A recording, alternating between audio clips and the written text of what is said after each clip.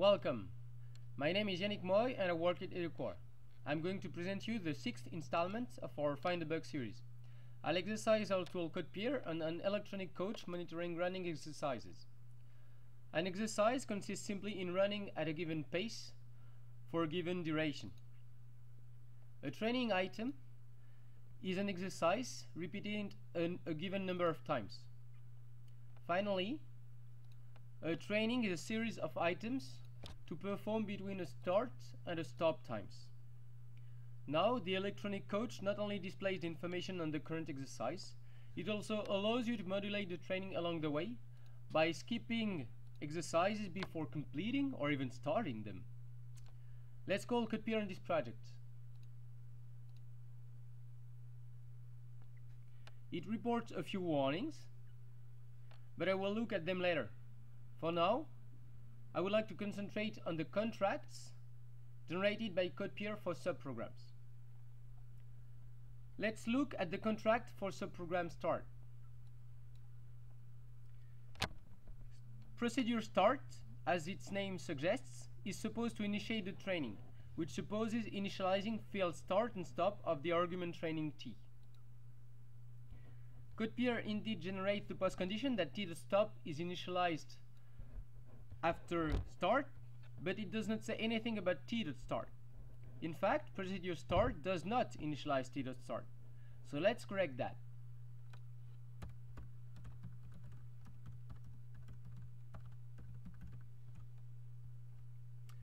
And rerun CodePeer now.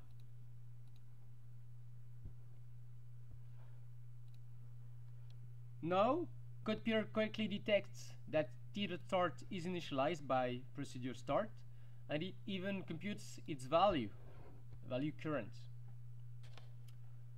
Let's now look at the contract for subprogram repeat. There are numbers of strange preconditions, one of which being num is less than 14. This means that you cannot choose to repeat an item an arbitrary number of times, which is quite odd, given that the count field of record type item, which is used to record the number of repetitions of an exercise, is of type positive. This is because repeats implementation wrongly copies the item it given in argument instead of increasing its count field. Let's correct that.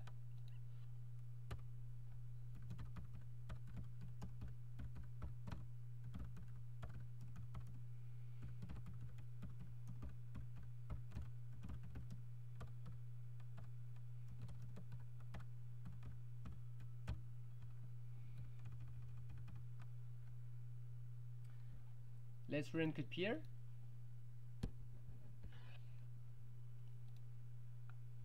Now see, the strange preconditions have disappeared.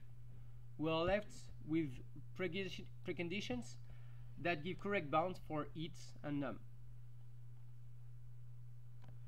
Turning to subprogram skip, the first precondition is clearly suspicious. It prevents you from calling skip with only one item left in the training. Indeed, skip removes the next item from the training, which must always contain at least one item. This is a typing constraint. So the procedure would raise an exception if called on a training with only one item left. So let's take this case into account.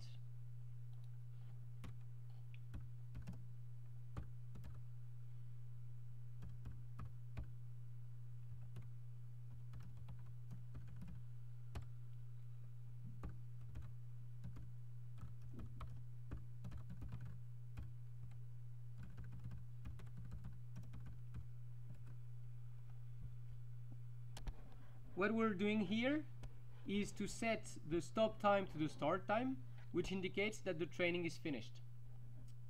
As before, we will rerun CodePeer.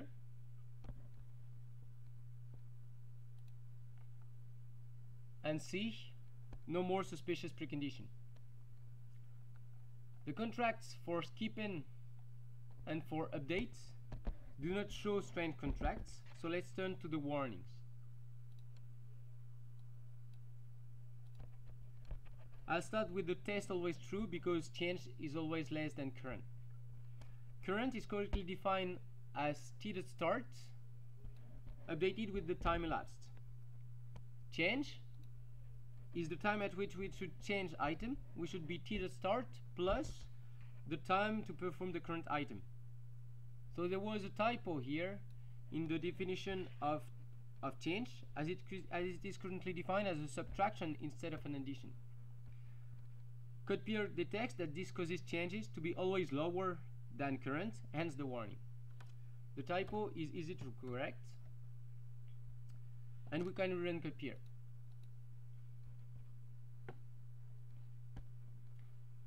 We are left with one last warning related to the environment maintained by our training structure that CodePeer cannot infer. And we're done. This was the last Find a Bug challenge before the summer break. We should be back in September for a new series of challenges. Until then, please go see on our website www.educore.com what else CodePeer can do for you. Thanks.